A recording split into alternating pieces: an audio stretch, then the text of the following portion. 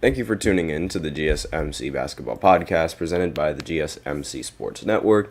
I am your host, Nelson, here on this wonderful Tuesday afternoon. And since last weekend marked the conclusion of the Olympics, now there's not really much basketball that can be talked about now. It's a little dry going into the off season. Most of the teams already made their moves. And now we're just, sitting here waiting for the NBA regular season to start and, also waiting for the rest of, the sports seasons to start as well. So in the first segment, I'm going to talk about Jrue Holiday and his Hall of Fame case because now there's the rising question, should Jrue Holiday be in the Hall of Fame? Because with this gold medal, his resume now stacks up a little bit better. So I'm just going to go ahead and talk a little bit about that, my opinions on Jrue Holiday being in or having a Hall of Fame case. Then in the second segment, I'm going to shift my focus to some of the best point guards going into this next NBA season. So I'm just going to go ahead and give my opinions on that. Then in the third segment, I'm going to talk about LeBron and Steph and their teams, whether or not they're title contenders, and just my opinions on that now that the Olympics have concluded. And then in the fourth segment, I'm going to talk about the best player for every single NBA decade. So since the NBA was even conceived as an idea, and then up until now, where the NBA is one of the more famous sports leagues in the world. And then we also have a special fifth segment that I like to reveal at the end of the fourth segment, so be sure to stay tuned for that as well. And before I begin and I go on to the first segment, I like to just remind everyone that we all love hearing from you, and you guys make the show a lot better. And whether you got a burning question, a hot take for the game, or just something that you've been dying to share, we're all ears. This show is all about keeping the conversation lively and making sure that your voice is a part of the mix. And if you really want to make sure that your comment or question gets noticed, go ahead and use Super Chat, because you could just hit the $sign below the chat box, send in your message, and it gets guaranteed to get featured on the show. Plus, it's a great way to support our channel. Your Super Chats help us keep the lights on and bring you even more of the content that you love. We're so grateful for each and every one of you who joins us here, and your support makes all the difference. So let's keep the conversation going. Send in those Super Chats, and together we can make the show better than ever. If Super Chat isn't really your thing, you can also go to the gsmcsports.net link in the description, or the link displayed below the ticker. You can tip, donate, leave a comment or a question, and we appreciate every bit of your support. But with that out of the way, we can go right ahead and talk about Jrue Holiday and his case in being in the Hall of Fame.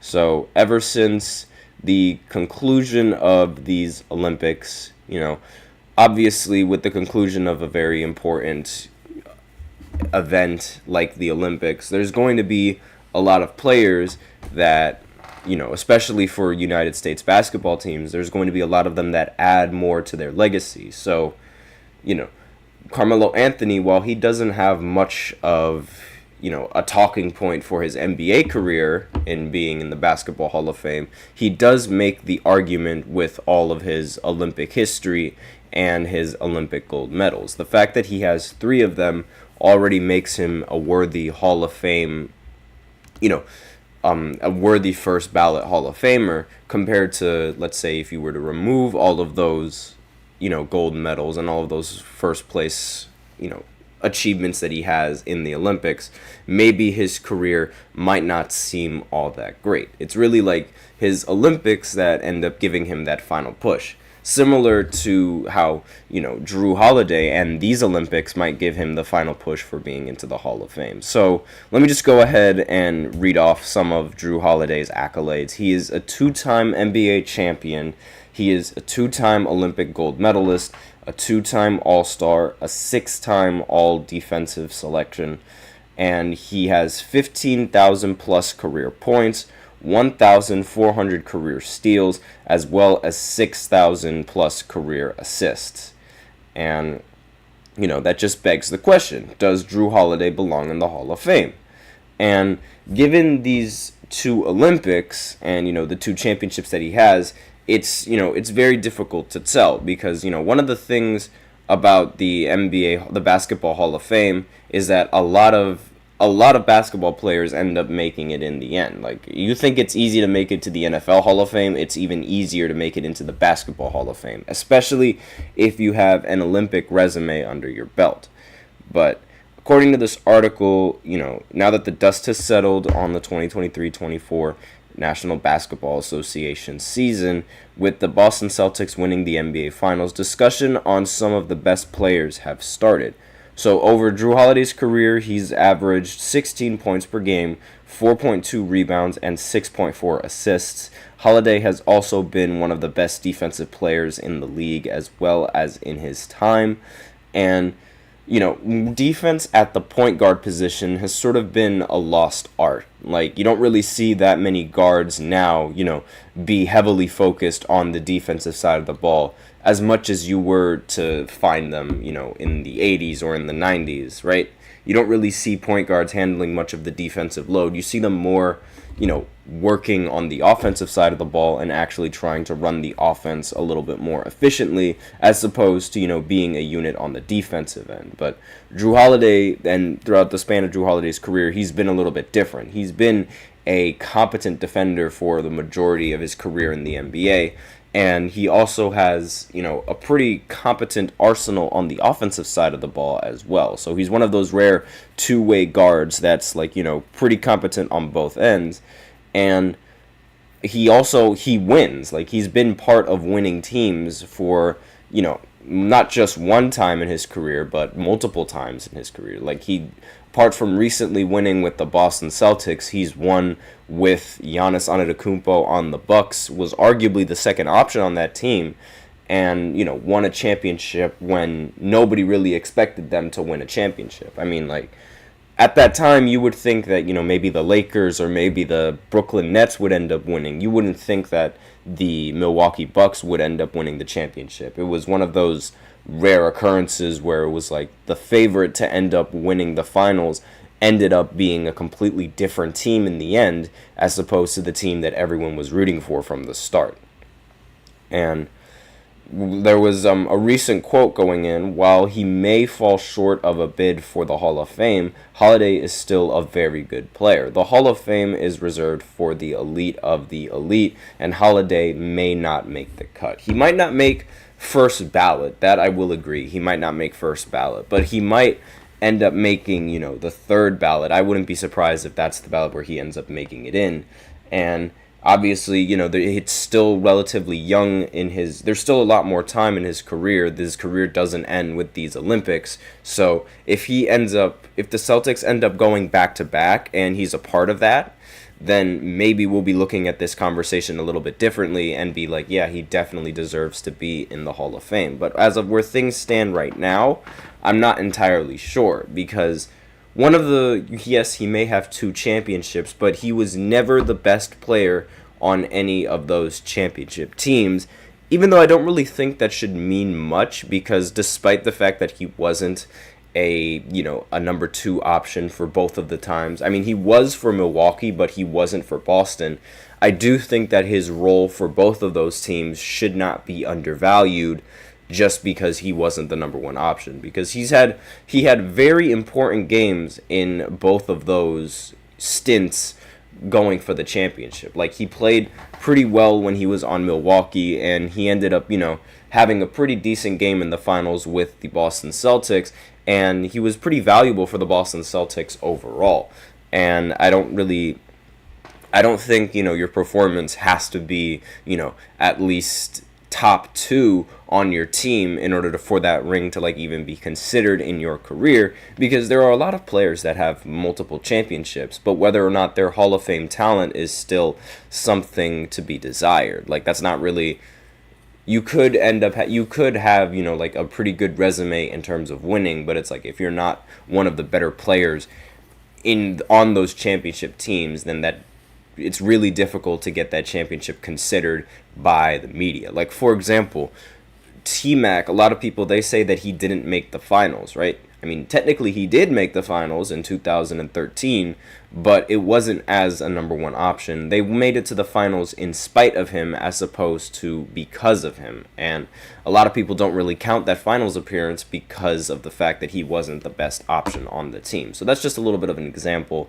of how some sort of accolade that you might have under your belt gets sort of shoved under the rug, especially when you're in the MVP, not MVP conversation, but when you're in a Hall of Fame debate and people are debating on whether or not you belong in there. But I will say, having that kind of resume and being considered into the Hall of Fame, it's definitely a lot more than what several other players might have on their resume. Like Allen Iverson, he hasn't won anything notable in his basketball career. I mean, he's more notorious for making it, for winning third place in 2004 in the Olympics as opposed to taking the gold. Like, that team is more infamous than it is famous. And, if it wasn't for Allen Iverson winning the MVP, he most definitely wouldn't be any kind of Hall of Fame conversation. But, Jrue Holiday with his 2 championships and his 2 gold medals stacks up a little bit better, for having a career to be called, a Hall of Famer. So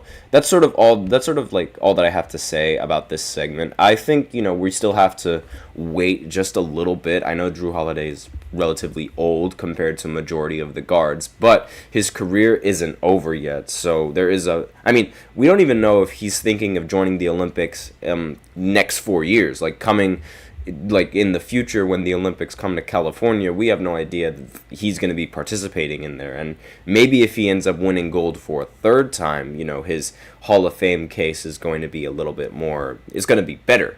But that's sort of all that I have on this first segment. So now I will go ahead and go into the second segment where I talk about the top 10 point guards going into this next NBA season right after this short break. So be sure to stay tuned.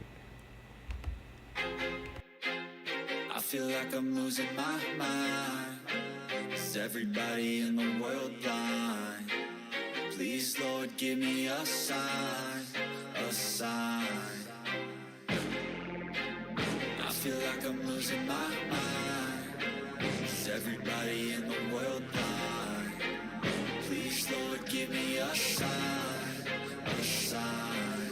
I wanna be the greatest. Everybody on the fake shit. I look around and feel like everybody is the fakest. I make this every day and I'm impatient, hoping one day I blow up from the basement. Statement, the top is so vacant. I don't hear shit that I think is amazing. Waiting for my day when I'm playing sold out shows for 1,000 faces. Hey, give me that crown, get in my way and to be put down. It ain't your place, all this my town. If I want that shit, then I'll get it right now. I'm losing it, the noose it fits. I'm losing shit, a stupid myth. You choose to live or choose to dip. You choose to fight or lose your grip and lose a gift. I feel like I'm losing my mind. Is everybody in the world blind? Please, Lord, give me a sign, a sign. I feel like I'm losing my mind. Is everybody in the world blind? And we are back with the second segment of the GSMC Basketball Podcast presented by the GSMC Sports Network. And in this second segment, I'm going to be talking about the top 10 point guards going into the NBA this season, as well as, just some opinions that I have on these point guards. And I'm just going to go, this is my opinion. So, if you guys have anything different or if you guys have different opinions, I'm not holding it against you. You guys can have those opinions. And I will acknowledge the comments in there right after I get the donations out of the way. So I just want to remind everyone that we love hearing from you guys during the show, whether you've got a burning question or a hot take on the game or just something that you've been dying to share. We are all ears. And, I just wanted to let all of you guys know that we like to keep the conversation going.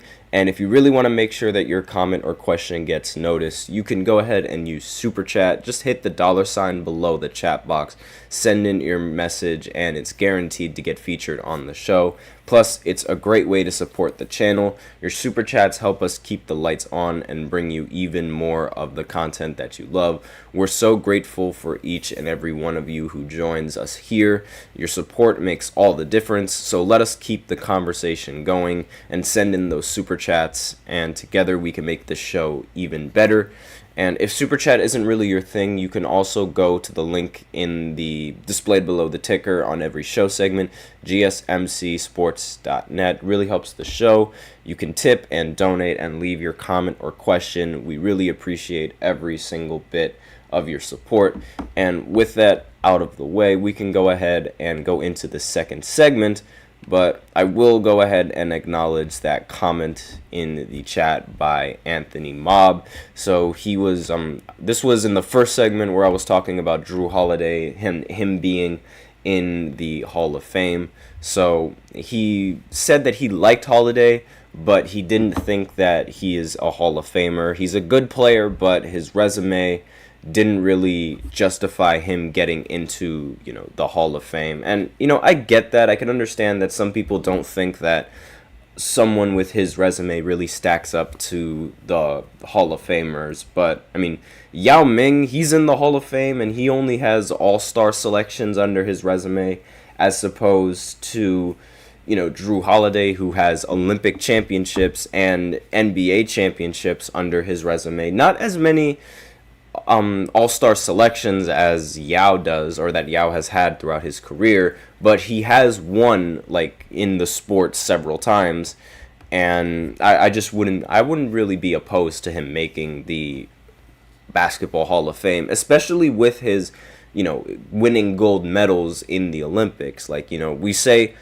We like to joke about how easy it is for, United States athletes to do it, and, just United States teams to make it into the Hall of Fame. But, having an Olympic gold medal is not something that, you should scoff at. Regardless of how you get it, you got it. And, that really takes a toll on a lot of people's resumes, because Carmelo Anthony, he wouldn't be a Hall of Famer if it weren't for his, contributions to the Olympic team.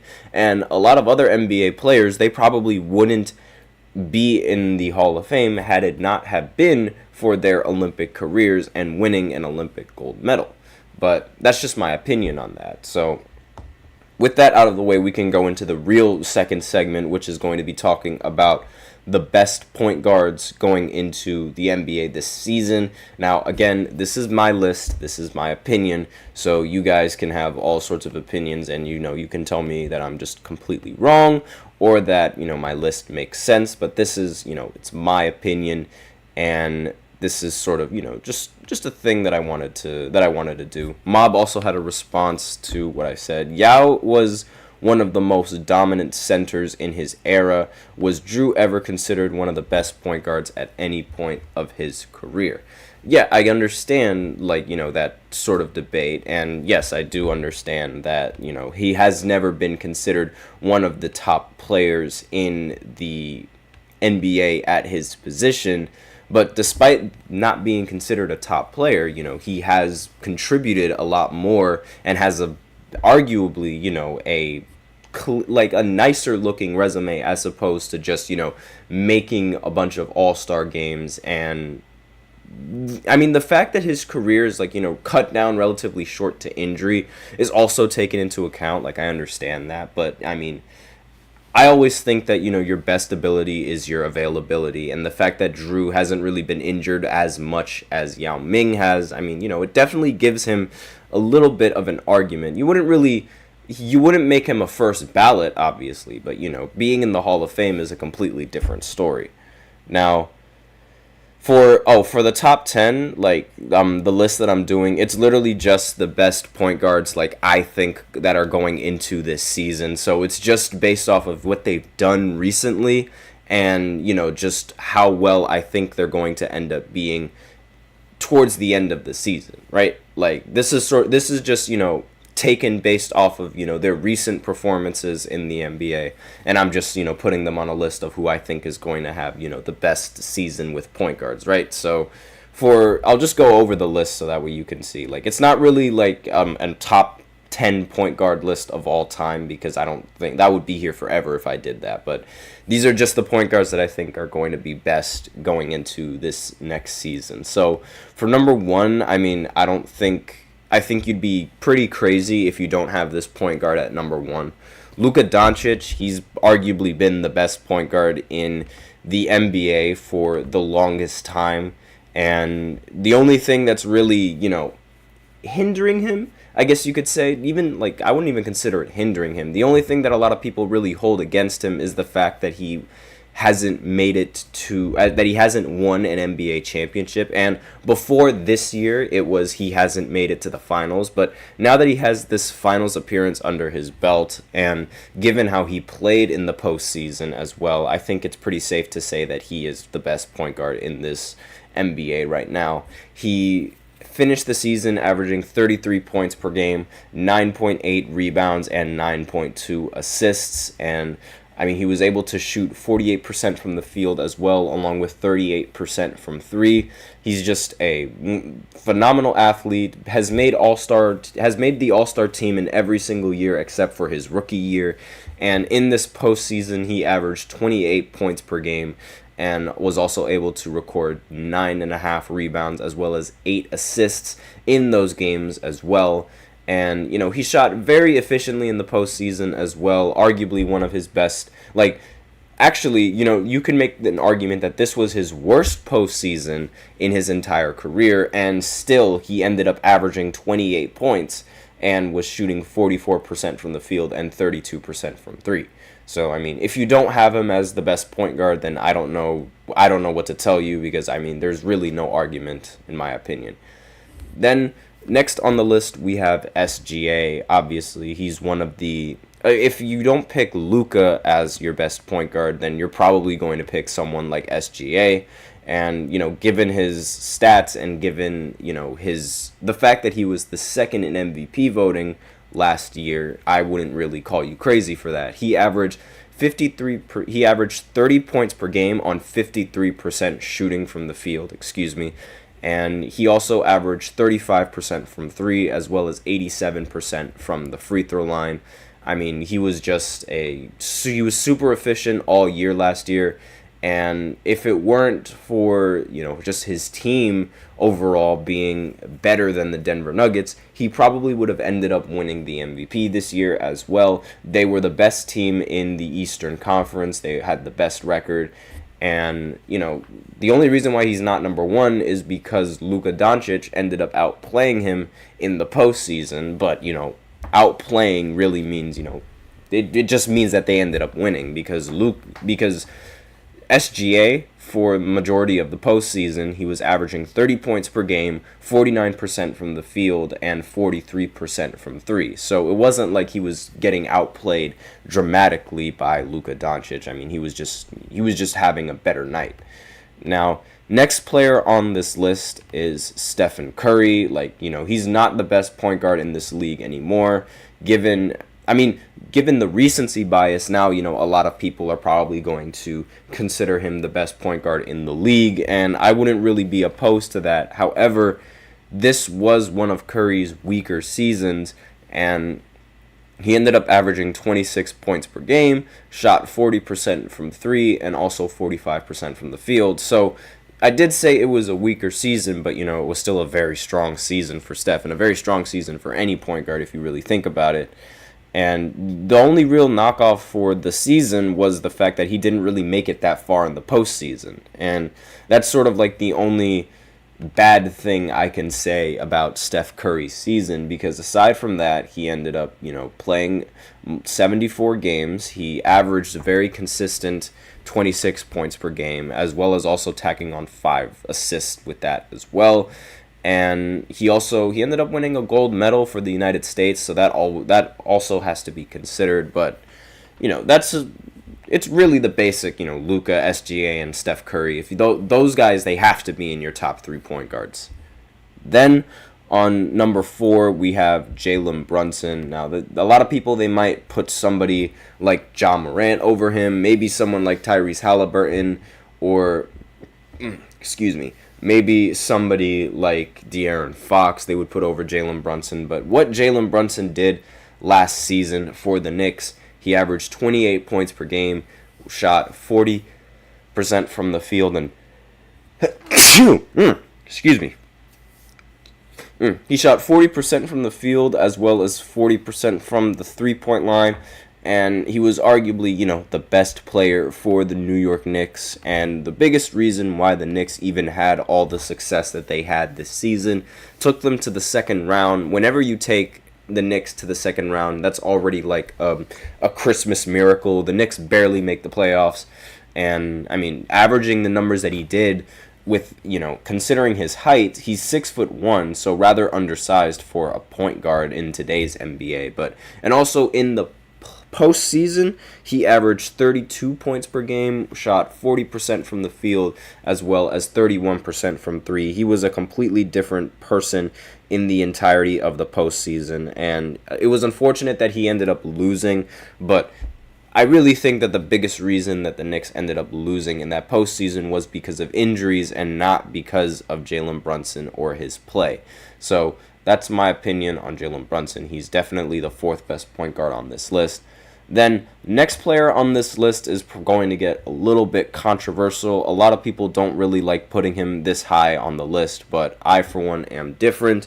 I have Trae Young at number 5 on this list as opposed to the rest of the other players that probably would be number 5, but I just think that Trae Young has been way too consistent throughout his NBA career to not be on this list, really high on this list, especially when you compare it to some of the other point guards that I'm about to show you here. Really, most of these point guards, they had one good season, and that one good season was either last season or it was a while ago. But Trae Young, since he's entered the draft, he's been one of the most consistent picks that this league has seen. He's already leading the Hawks I believe he already has the most assists as an Atlanta Hawk, and I also believe that he has the most points as an Atlanta Hawk. I believe that no, that's not true. He has the most assists for any guard that has played for the Atlanta Hawks. Like, already in his career, it feels like his career basically just started. And he was also involved in the infamous trade that sent Luka Doncic to Dallas. So, they exchanged one good point guard for another good point guard. And Trae Young, throughout most of his career, has been top 5 in assists ever since he was drafted by the Hawks. He's made an all-star team in every other year. He didn't make it his rookie year, but then he made it his sophomore. Then he didn't make it after his sophomore, and then he made it in his 4th season. Then he missed it his 5th, and then he made it in his 6th season. And he averaged 25 points per game and 10 assists. Every single year, he's increased his assist averages, and in every single year, he's averaged, at least 25 points, along with shooting 43% or at least 37% or at least 30%, from the three-point line. So he's been very consistent throughout a majority of his career, as opposed to the majority of the other point guards that I'm going to be mentioning. So next on this list is Ja Morant. Now, a lot of people probably wouldn't put him on this list either, given how he didn't play at all in the previous season. But even so, in the 9 games that he played, he averaged 25 points per game, was shooting 47% from the field as well as 27% from 3. He's one of the best finishers around the rim at the point guard position, and a lot of people, he gets compared to Derrick Rose a lot because of, the fact that he jumps really, really high, and he's crazy athletic for his position.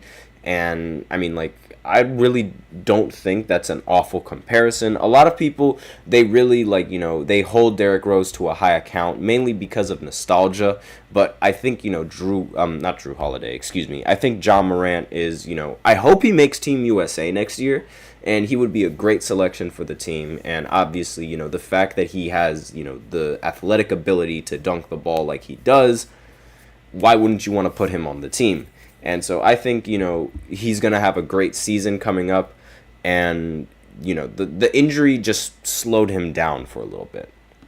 Next player on this list is one of the all-star snubs for last year, and it is De'Aaron Fox. I believe, he is probably one of the more underrated point guards that this league has seen. Aside from Trae Young, he is definitely, rather underrated.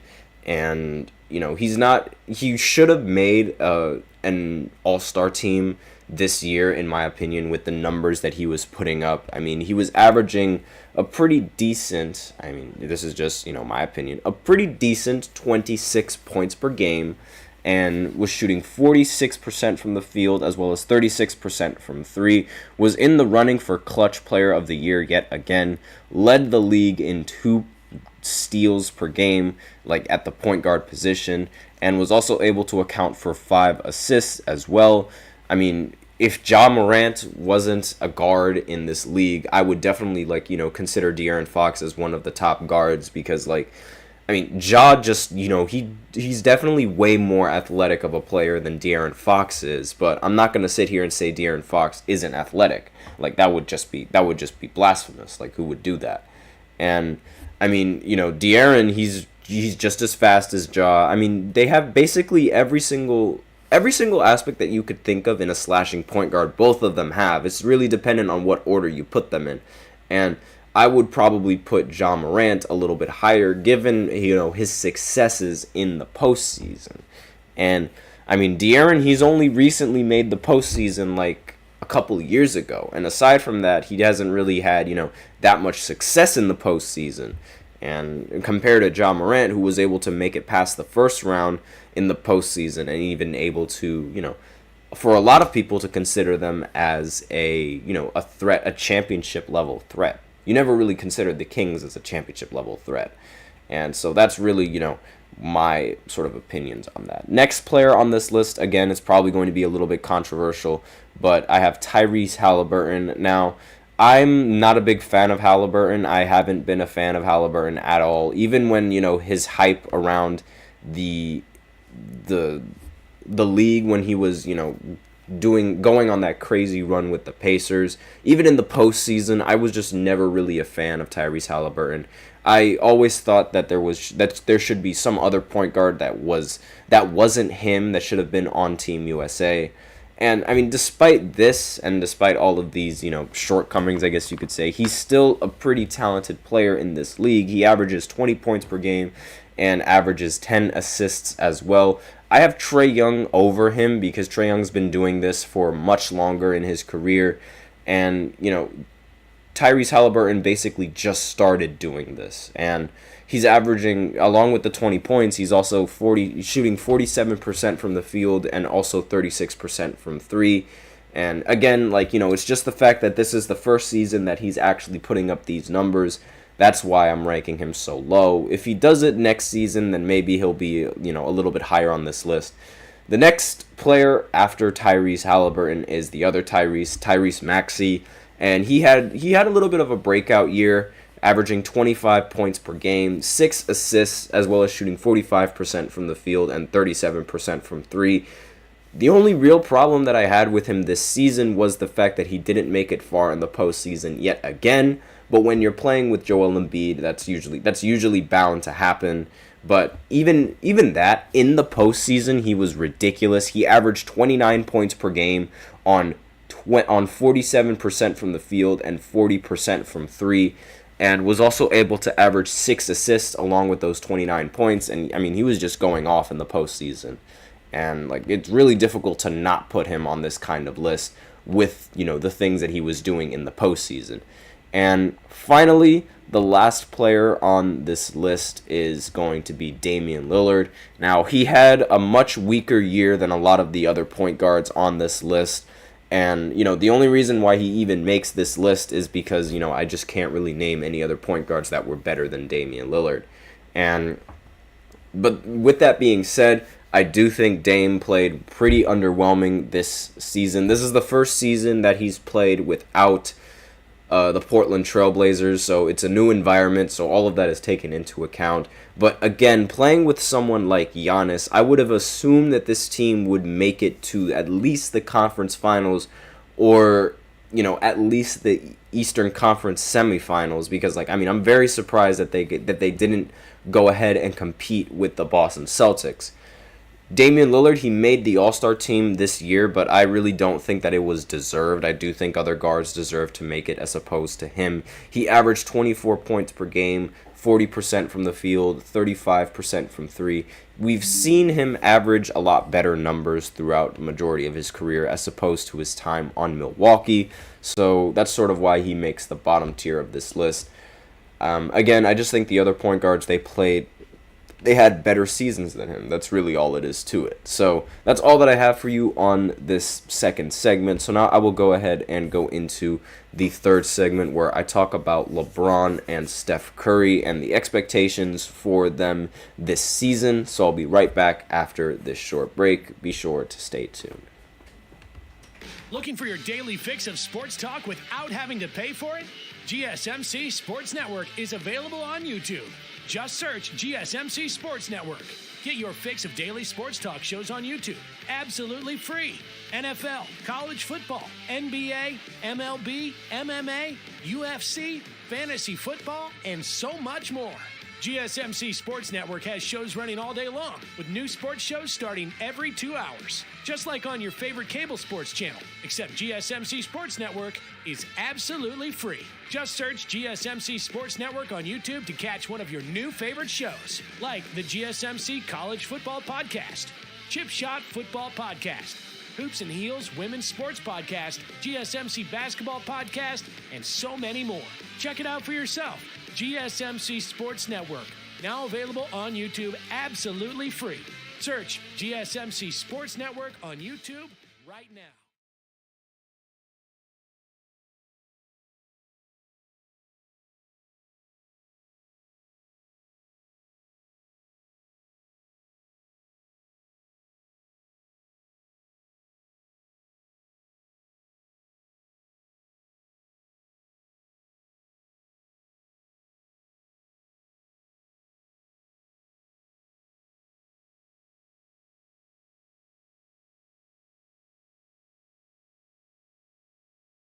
And we are back with the third segment of the GSMC Basketball Podcast presented by the GSMC Sports Network. I apologize for that late. I do have to leave some spots open for the ads now because we are monetized, so yay! But, just going to go ahead and go into this third segment, which is talking about, the aftermath of the Olympics, specifically the aftermath for LeBron and Stephen Curry. So, as we know, Steph and LeBron, they gave it their all in these Olympics. We're very proud of them. Fantastic athletes, arguably, the best players of this decade. And with the Olympics now concluding, now, there's still another, I guess you could say goal for them, and that is winning an NBA championship. Yes, these two, in my opinion, these guys, they're still in the running for being an NBA title contention, given their stats and given just how phenomenal they played throughout the entirety of the Olympics. And honestly, given these Olympic Games, I think it would be a little disrespectful to not consider these two, as still title contenders, right? I think that these two guys, despite the fact that they're rather old and that their team still isn't as good as it should be, I think these guys still have, a shot at contending in, the big games and still playing in these big games and possibly winning. I think you'd be a fool not to consider these guys as title contenders. So with that in mind, I think the next steps for these teams, the next step for the Lakers and for the Warriors, is to try and build a title contending team for LeBron and for Steph Curry, respectively, because these two have shown that they can still compete at a high level and they could still play against other basketball players at a high level. So I think you'd be kind of insane to not think that these guys still have a shot at making it to the finals and winning the finals in the end. And honestly, I think you'd just be insane if you don't consider them. Like, all you really need is to surround, LeBron and AD with competent enough role players, and I really think they could go far. Same with the Golden State Warriors. You've already, been able to restock and retool after Klay Thompson has left, and you probably can do it a lot easier than if the Lakers were to do it for LeBron. And I really, like, the biggest problem for LA is just acquiring talent, because the fact that LeBron is on the team just all makes it all the more difficult to acquire that, type of talent in the NBA. And according to this article right here, what is obvious to Golden State and the Lakers fans is apparent to the rest of the world. Steph and LeBron are still championship caliber players. Although the odds are stacked against them in the loaded Western Conference, their franchises seem reluctant to go all in for one last shot at a title. Which, a lot of people are sort of like, why would you do that? Why wouldn't you try and build a team around Steph and LeBron to compete, especially in a league where, the talent is just only getting better and better? So, Warriors GM Mike Dunleavy Jr. and Lakers GM Rob Pelinka, they sort of have, the mentality that they can't throw away their future if it doesn't make us a contender today.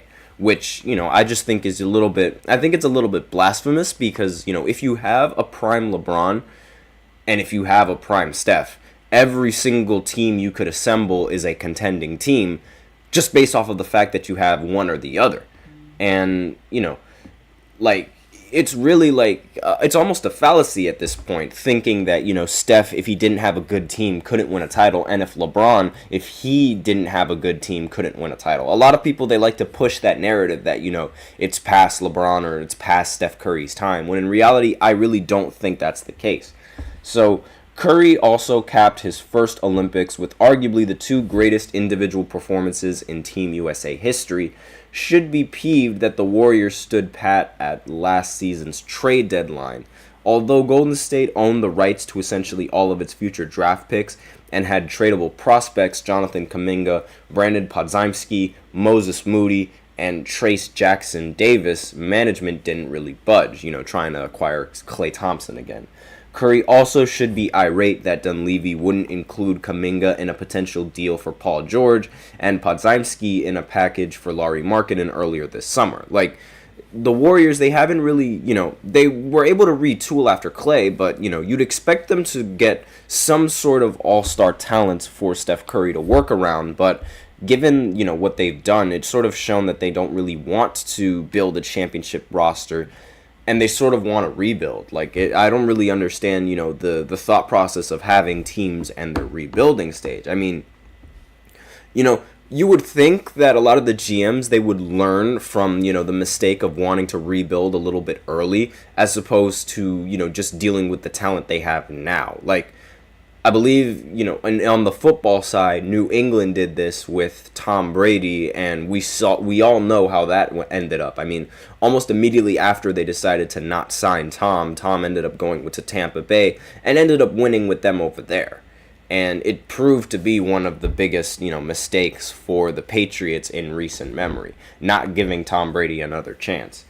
And, this could be another mistake that GMs copy, this time with NBA talented players. So I really think, let me know in the comments what you guys think. Do you think that LeBron and Steph, if they're given the tools and they're given the right pieces, if they can legitimately compete for another title in their careers? I think it's totally possible.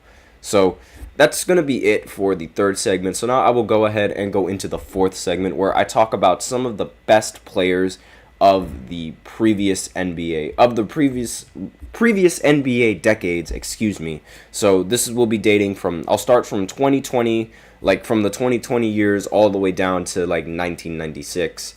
And I'll just go 1960, excuse me, Jesus, I don't know what was wrong with me with that. I'll go from 2020 all the way down to 1960s, where, Wilt Chamberlain was the best player. So I'll go ahead and talk a little bit about that after this short break, so be sure to stay tuned.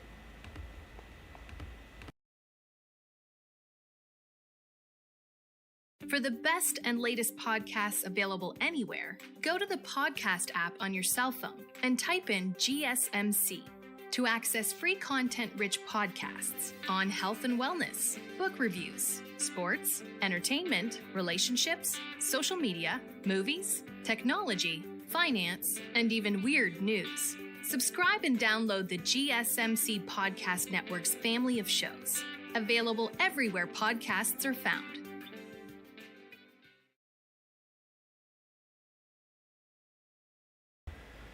And we are back with the fourth segment of the GSMC Basketball Podcast presented by the GSMC Sports Network. And in this fourth segment, I'm going to go ahead and give off, a list of the top players for each decade. So this is going to be, the best players in each decade. So I'll go over some of the players that I considered in this category.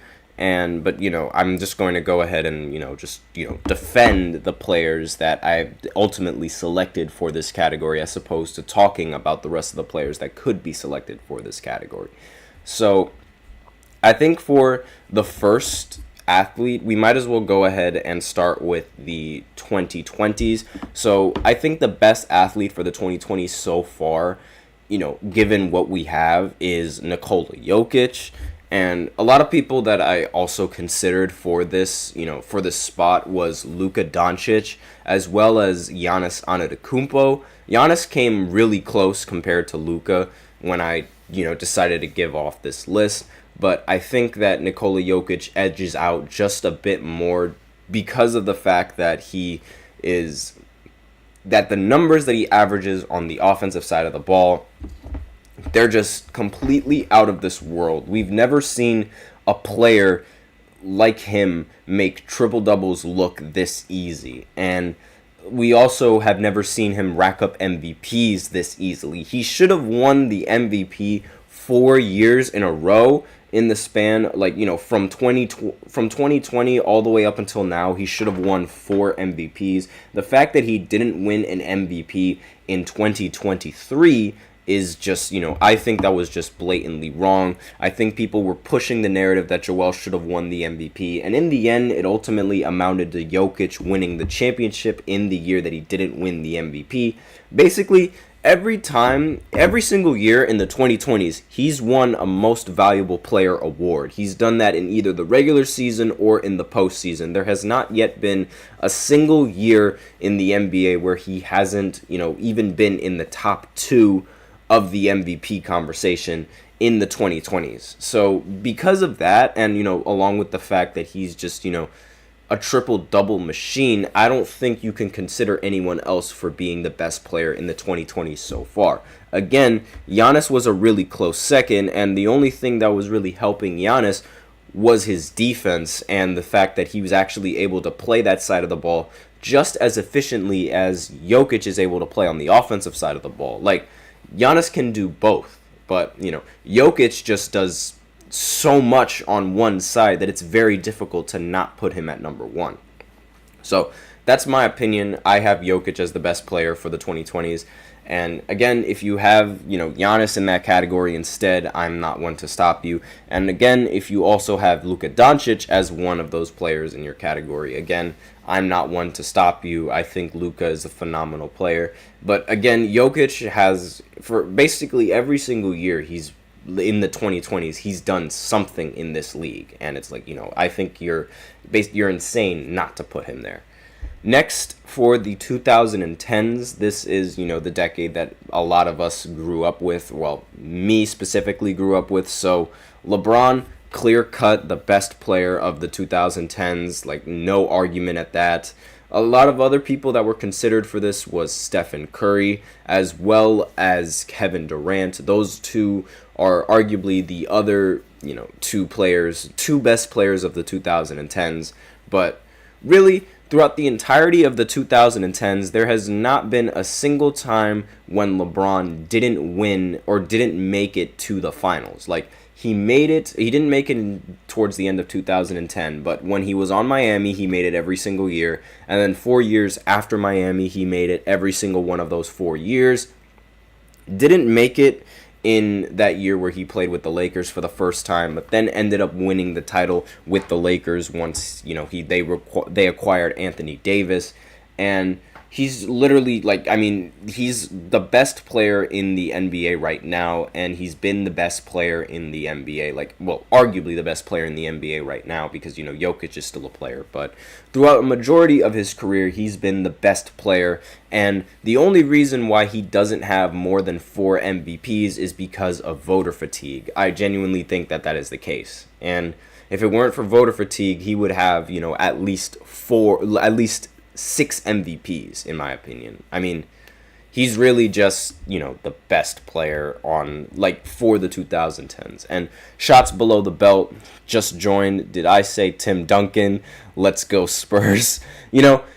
Honestly, the next player that I have on this list for the 2000s, the best player for 2000s, is a little bit controversial. See, I have no problem if you have someone like Tim Duncan on that list as opposed to who I have, Kobe Bryant. I think Kobe is the best player of the 2000s, mainly because of what he's, been able to do, what he is able to do sort of on the court. And not to mention the fact that he also has, the finals MVPs in 2009 and 2010. However, Tim Duncan, he does end up taking more finals MVPs in the decade, and he also ends up winning more championships further along his career as well.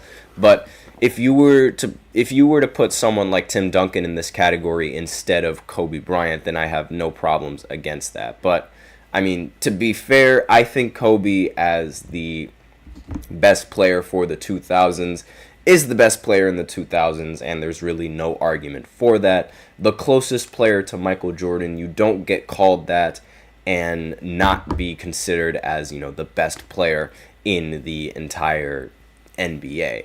I mean, ever since, when he was playing, a lot of people, they like to label him as a top 8 player now, but when he was playing, when he was in the league, a lot of people were considering him as, top 3, and the other people that would be above him would probably be like Kareem or Michael Jordan. Those were the ratings when Kobe was, in the league.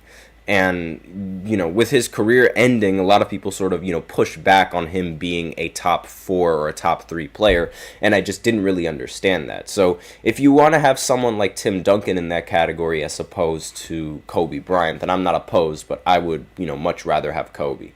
And then the best player for the 90s was obviously Michael Jordan. I don't think I really need to touch on this subject. He was easily the best player in the entire league. Even when he took that little hiatus because of reasons, he was still, the best player. No player even came close to Michael Jordan at the time. I know I'm a LeBron fan, but I have nothing for respect for Michael Jordan and his accolades and his accomplishments in the league.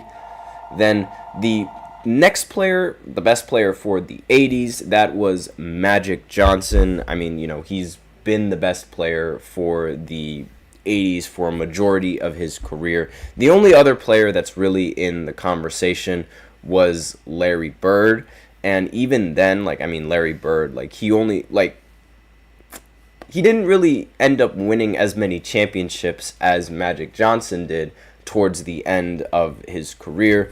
And Larry Bird, he also had a lot of help on his Celtics and his championship teams, as opposed to, Magic Johnson. I mean, Magic also ended up having help, but towards the end of his career, he's sort of shown everyone that he can indeed, win a title or lead a team to the finals when, without it being nearly as talented as him, because, the Showtime Lakers, they were a talented squad. In fact, the best player for the 70s was actually Magic Johnson's teammate, Kareem Abdul-Jabbar, arguably the best center that the league has ever seen, period. So it makes sense that he's on this list for one of the best players for the decade.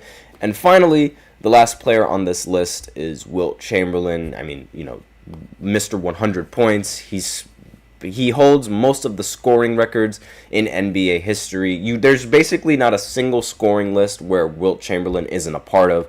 So this is why, I have him as the best player in the 60s. A lot of people, they would rather have somebody like Bill Russell or, like someone like that as, the best player for the 60s, because Bill Russell, he won a lot in the 60s. But I think that, just based off of, pure talent and just the skill that you bring to the game and, the importance that scoring is, I would much rather have Wilt Chamberlain here as opposed to Bill Russell. On top of the fact that Bill Russell had a much better team and for a majority of his career as opposed to Wilt Chamberlain, who didn't really have that much of a team when he was playing in his prime. So that's my list of the best players per decade. So now in the fifth segment, I'm going to go ahead and list off some of the future Olympic athletes, some of the athletes that I think are going to, participate in the 2028 Olympics, as well as some returning athletes that I think should participate in the Olympics in the future, in 2028, when the United States is going to be fighting to reclaim the gold once again. So I'll be right back after this short break. Be sure to stay tuned.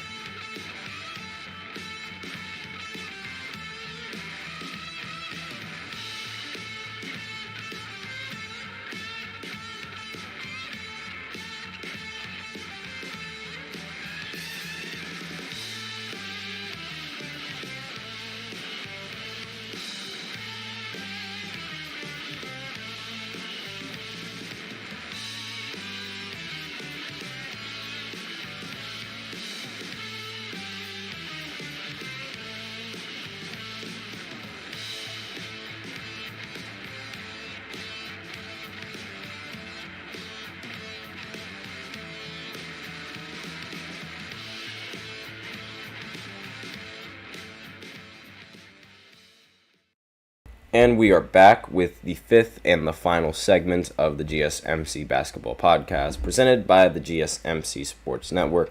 And in this segment, I'm going to be talking about some, NBA athletes that I would hope would participate in the Olympics for the United States in 4 years from now. So, obviously, the players that were on this team, I'm just going to go ahead and go over some of the players that I would hope would join the team in 4 years again, as well as, possibly some players that I think should be considered for the team, going into the Olympics set in California. So obviously LeBron and Steph, they're the older players on the team, and so because of the fact that they're the oldest players, it's not really, they've made it clear that they don't want to partake in the Olympics in the next 4 years. Like Steph Curry, he said that it was probably not going to happen, and LeBron said that also probably was not going to happen. So those players are most likely going to be off the table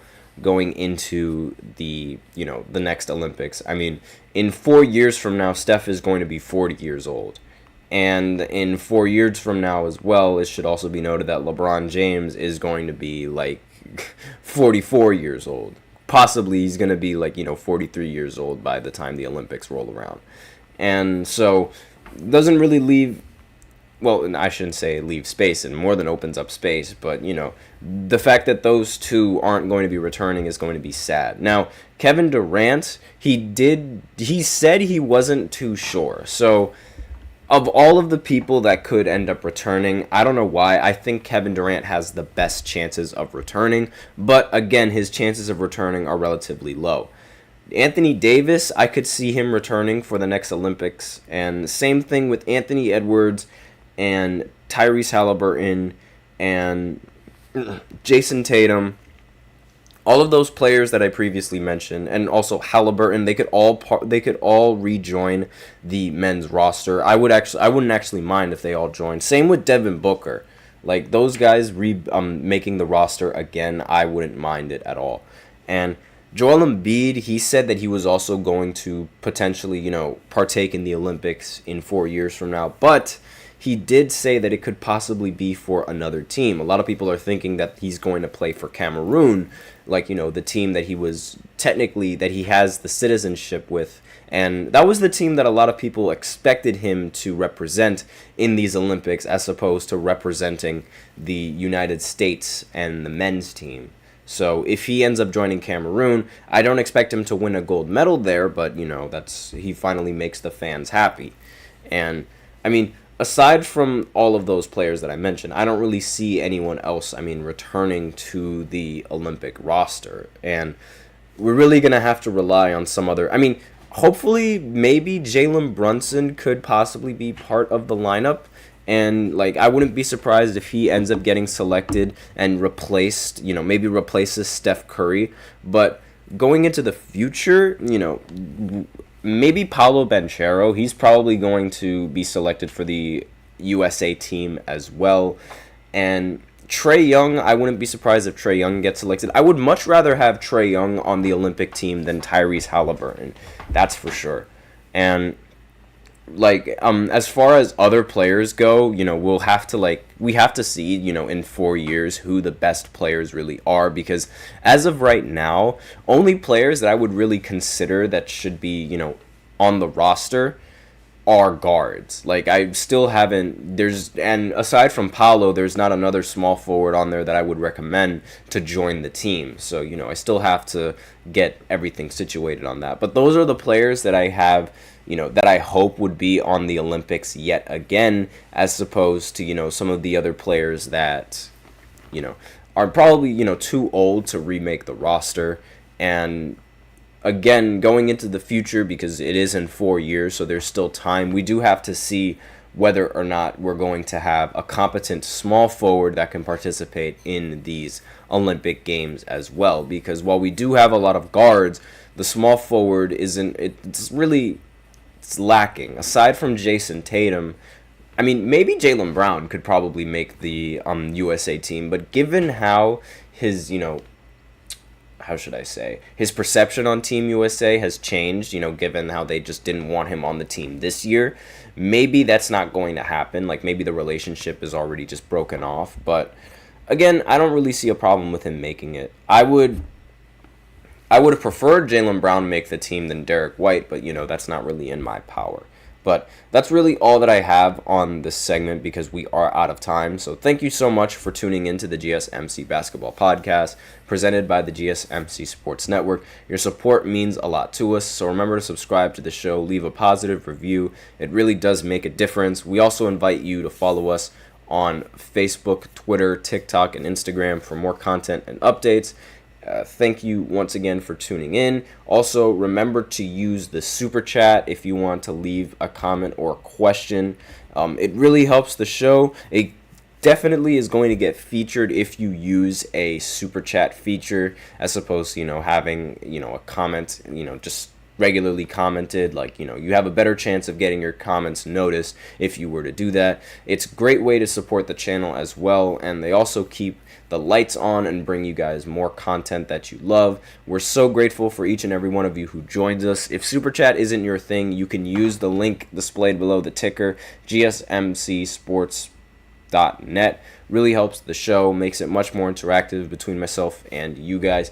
Thank you so much for tuning in. Again, I am your host, Nelson, and as always, take care.